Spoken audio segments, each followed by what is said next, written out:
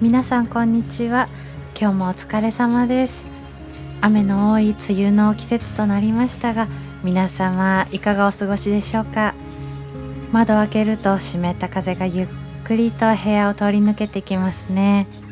洗濯物はなかなか乾きませんし、髪も思うようにまとまりませんが、それでも私はこの季節が少し好きだったりもします。雨の音には不思議と心を静かにする力がありますよね。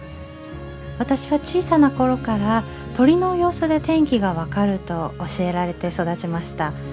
例えばツバメが低く飛ぶと雨が降るとか、鳥の鳴き声を聞けば外が晴れてるのか雨なのかなんとなくわかるんですよね。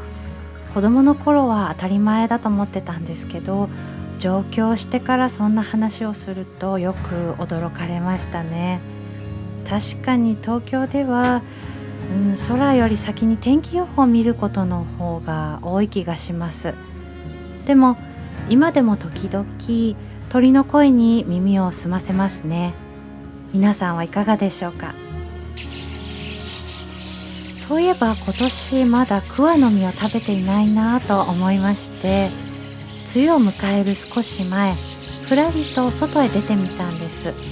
すると何やら鳥たちが慌ただしく飛び回っていて、枝から枝へ、空から木へ、まるで誰かが急ぎ足で知らせを届けてるみたい。ああ、雨が来るなぁなんて、そんなこと思いながら林へ向かいました。人が手を伸ばせる高さにある桑の実はもうすっかりなくなっていて、誰かが摘んだのかもしれないですけどね。その少し上を見上げると、鳥たちしか届かない高さの枝に桑の実がぎっしりとまだ実っていました。これだけあればジャムがたくさん作れそうです。小川のそばを歩いてるとぽちゃんと少し間を置いてコトンとなったりします。熟れた桑の実が落ちる音なんです。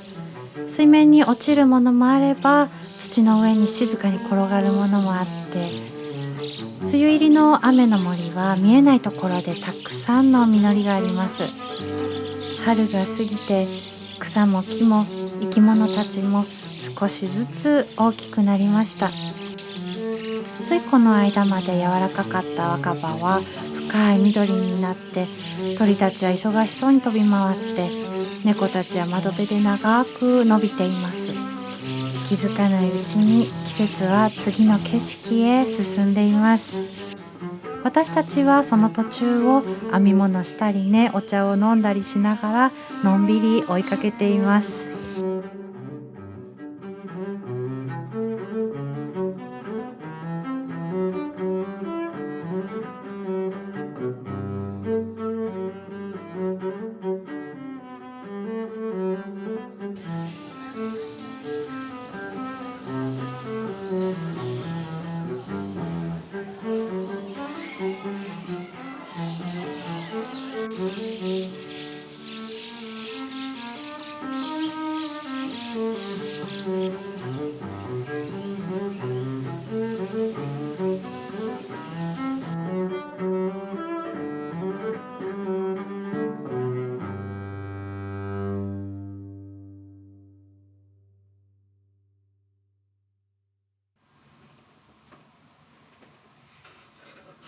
さて、今日の手仕事に参ります。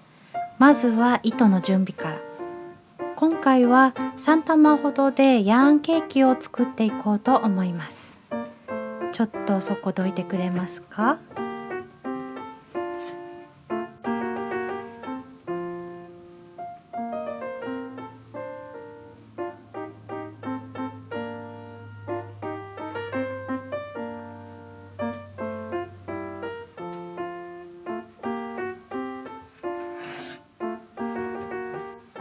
本日も下ろしても乗ってくるという攻防戦が始まりました。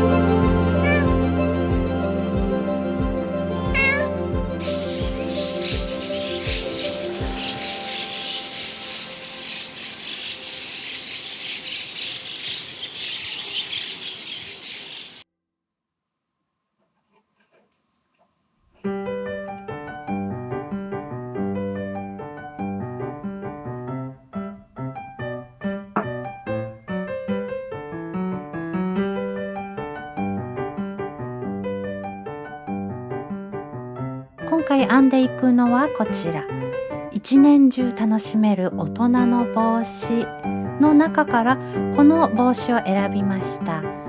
糸の色は実は最後までグリーン系と迷っていました。落ち着いた緑も素敵だったんですけど、今回は思い切って赤にしてみようと思います。赤は好きな色です。毛糸の状態では少し派手かなと思うんですけど、編み上がると急に愛らしく見えたりする。冬のリンゴみたいだったり、夕暮れの屋根みたいだったり、暮らしの中に少しだけ色をさしてくれる気がします。使用するウォッシュコットンは近くの手芸屋さんでは見つからなかったので Amazon で購入しました。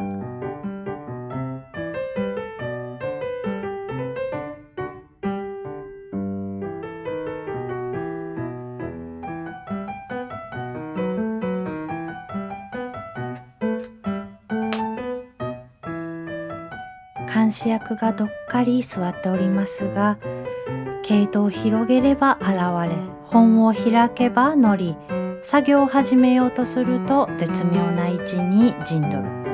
猫という生き物はどうやら今から何か大事なことをするという空気だけは敏感に察知するようです。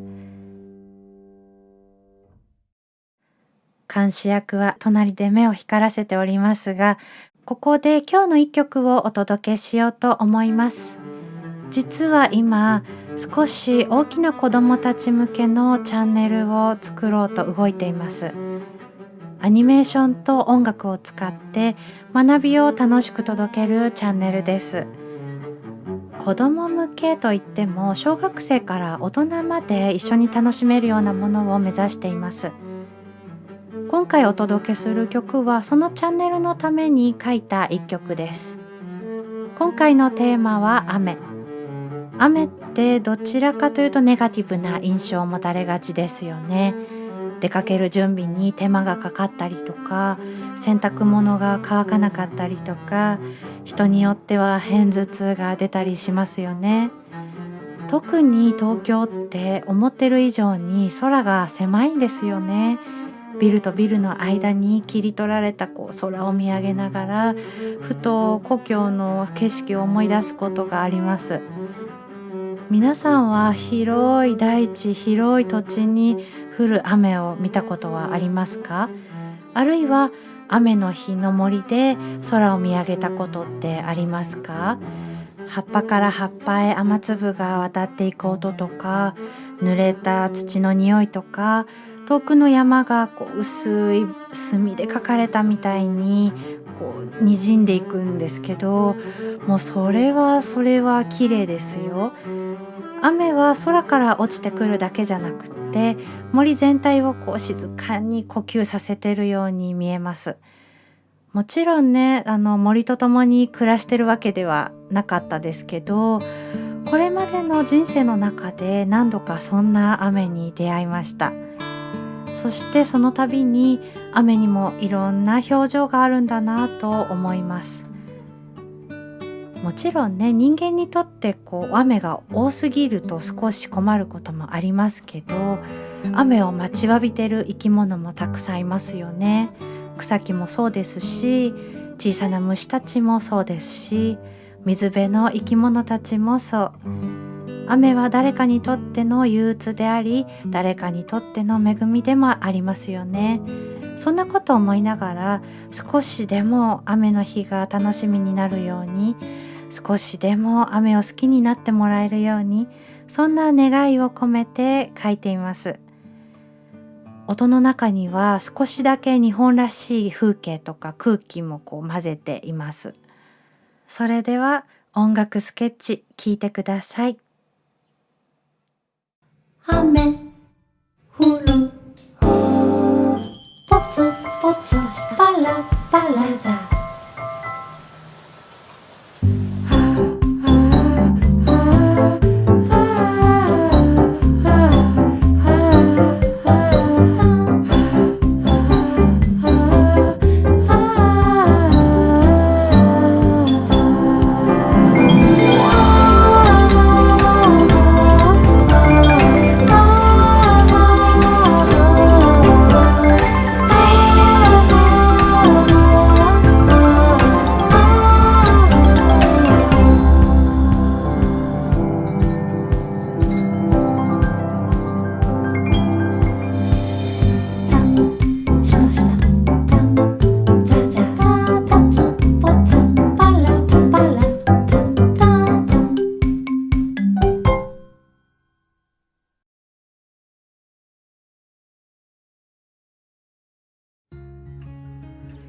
皆さんの感じる雨はどんな色でしたでしょうか。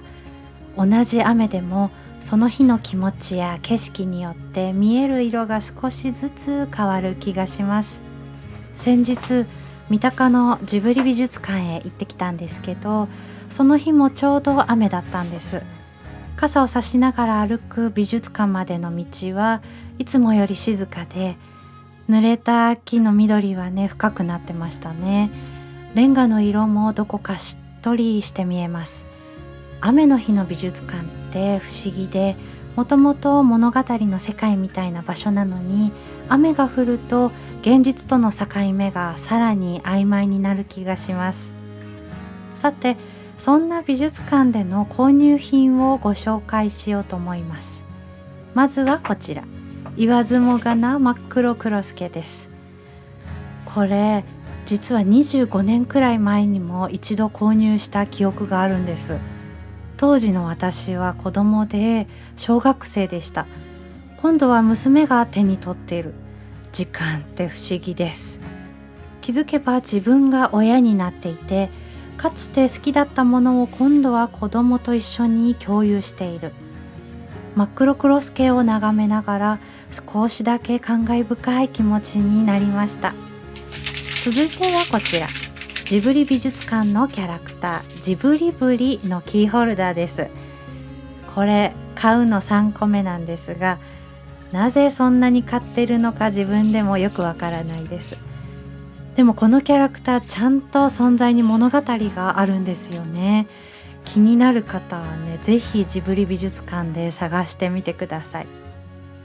ただしご覧の通りの見た目ですので、お土産として渡すと結構な確率で嫌がられます。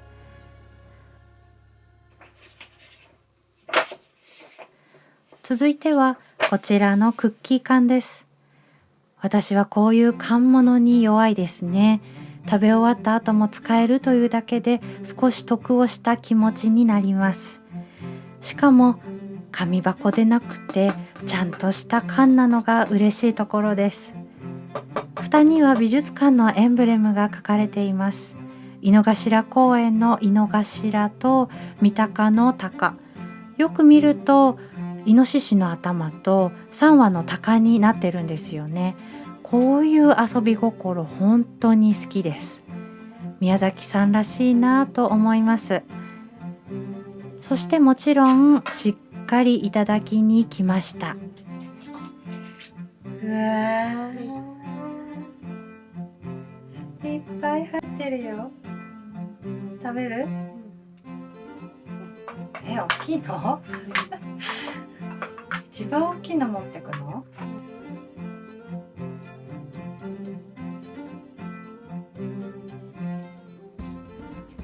クッキーはね、ちゃんと美味しかったです。ぼんやりした甘さではなくて、一口ごとにちゃんとお菓子を食べてるなという満足感があります。缶だけでなく中身もしっかり大満足でした。